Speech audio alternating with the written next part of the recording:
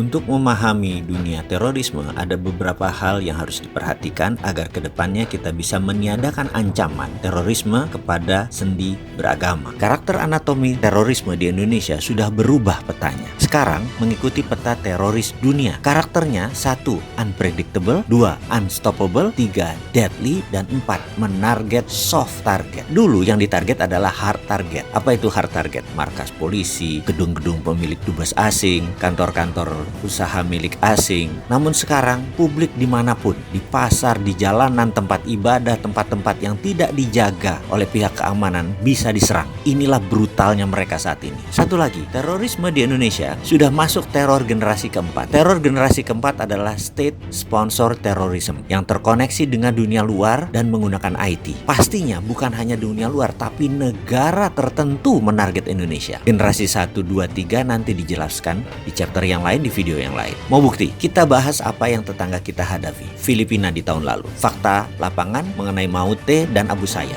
Keduanya sebenarnya tidak pernah perang kota atau urban war. Selalu menggunakan gerilya taktik dan menggunakan jungle war. Dalam sejarah 30 tahun rebelnya mereka itu. Tahu-tahu Maute sekarang serang terbuka di kota Marawi. Urban war, perang kota. Lah kok bisa? Ada 1000 tentara yang mendadak melakukan perang kota dan semuanya pengalaman lagi. Apa yang terjadi? Ternyata ini semua tentara impor. Ini semua mercenaries, tentara bayaran. Ini semua private army. Cara perangnya modern, taktik perangnya modern, senjatanya modern. Inilah yang disebut perang generasi keempat. Berbasis IT, berbasis sosmed, dan disponsori oleh sebuah negara. Bahkan tentara Filipina yang pada saat itu di lapangan lebih dari 10.000 pasukan tidak bisa menguasai Marawi. Bahkan hingga detik ini, casualties atau korban lebih banyak di pihak Filipina. Bahkan 15 pertama tentara Filipina yang mati semuanya di sniper. Mereka sangat spesifik sekali. Lalu bagaimana kalau itu masuk ke Indonesia? Indonesia masih melihat teror seperti kriminal berat dari kacamata pidana. Padahal di seluruh dunia terorisme itu masuk extraordinary crime. Harus pakai extraordinary measurement. Ukurannya harus extraordinary. Pakai extraordinary act dalam rule of engagement.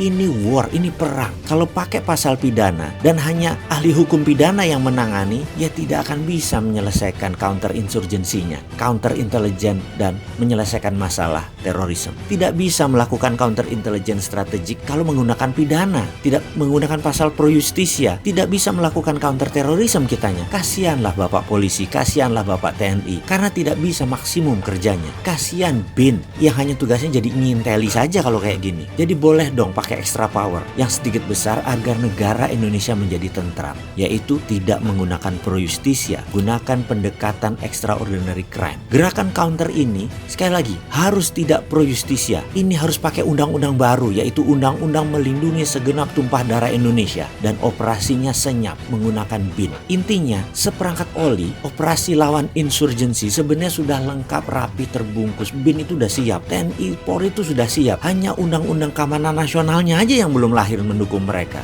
Oh iya, satu lagi yang harus kita ingat. State sponsor terorisme itu tersering pelakunya adalah Amerika. Dan sekedar mengingatkan, Amerika itu tidak pernah menang melawan insurgensi taktik. Sebenarnya kita sudah siap mengcounternya. Kedepan kita harus menjadi negara damai tanpa pengaruh ideologi asing yang suka berperang. Selesaikan mereka semua.